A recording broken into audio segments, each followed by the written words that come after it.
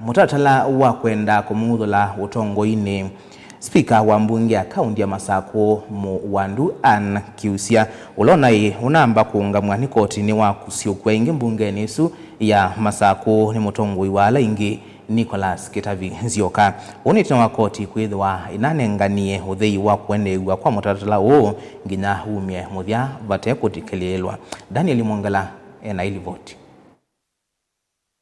Nicholas Nzioka ni ndongo yala ingi mbungeni na wa miakoni ya mbunge kaunti ya Masako ni walesekana ni wa mmonithia kalani wa mbunge no kana wenu kuendea na usukumia wendi wake na mutaratara wake wa kwenda kumutongwethia kuma utongoini. Spika wa mbunge no Ann Kiusya kwa kila wetatotethi twatongwesyo nduvailite si motion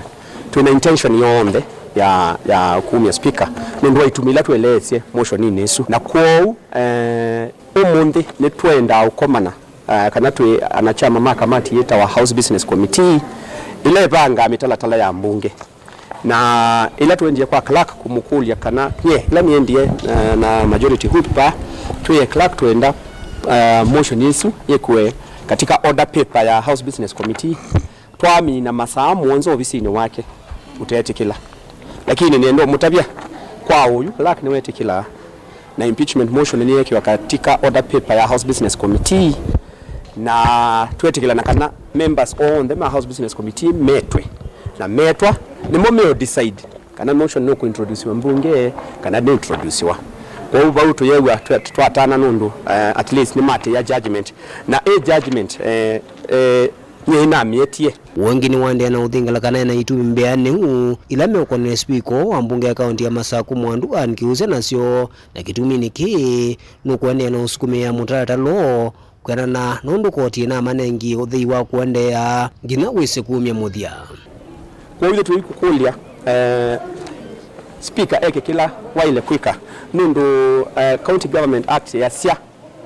speaker notify kana the intention ya kumumia aile vacate office